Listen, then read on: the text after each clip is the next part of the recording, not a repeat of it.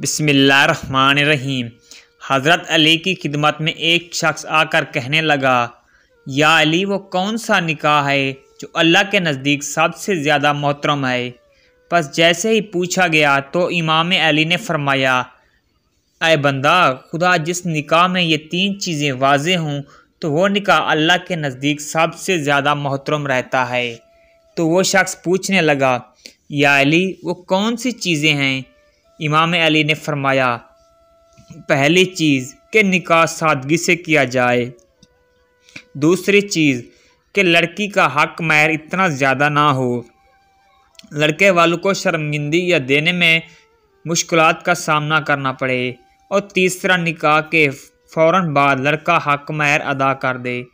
یاد رکھنا، اللہ ایسے معاشرے کو پسند کرتا ہے جس میں نکاح کرنا آسان ہو، کیونکہ جب نکاح آسان ہوگا تو زنا کے دروازے بند ہو جائیں گے۔ لیکن افسوس یہ ہے کہ اس زمین پر عن قریب ایسا زمانہ آئے گا جب زنا آسان اور نکاح مشکل ہو جائے گا۔ جب وہ وقت آ پہنچے تو سمجھ جانا کہ یہ اللہ کی ناراضگی کا سب سے بڑا سبب ہے۔ اللہ تعالیٰ نے انسانی تخلیق کے ساتھ ہی ساتھ اس کی زندگی کی تمام ضروریات کا خیال رکھ کر اس کا انتظام بھی کیا۔ جہاں بھوک پیاس کا انتظام کیا، وہیں اس کی فطری ضرورت کا بھی خیال رکھا، چونکہ اللہ تعالیٰ نے انسان کی فطرت میں کئی طرح کے جذبات رکھے ہیں، انہی میں سے ایک جنسی جذبہ بھی ہے۔ اللہ تعالیٰ نے مرد اور عورت کے اندر صنفی کشش رکھی ہے، یعنی مرد جو کچھ چاہتا ہے وہ پورے کا پورا عورت کی فطرت اور جسمانی ساخت میں موجود ہے، اور جو کچھ عورت چاہتی ہے وہ پورے کا پورا مرد کی فطرت میں اس کی جسمانی ساخت میں موجود ہے، اور اس کی مناسبت سے تقسیم ملتی ہے۔ اس میں بہت بڑی حکمت ہے تاکہ نوع انسانی کا سلسلہ بغیر کسی رکاوٹ کے تکمیل پا سکے۔ انسانی تمدن میں سب سے بنیادی چیز معاشرہ ہے۔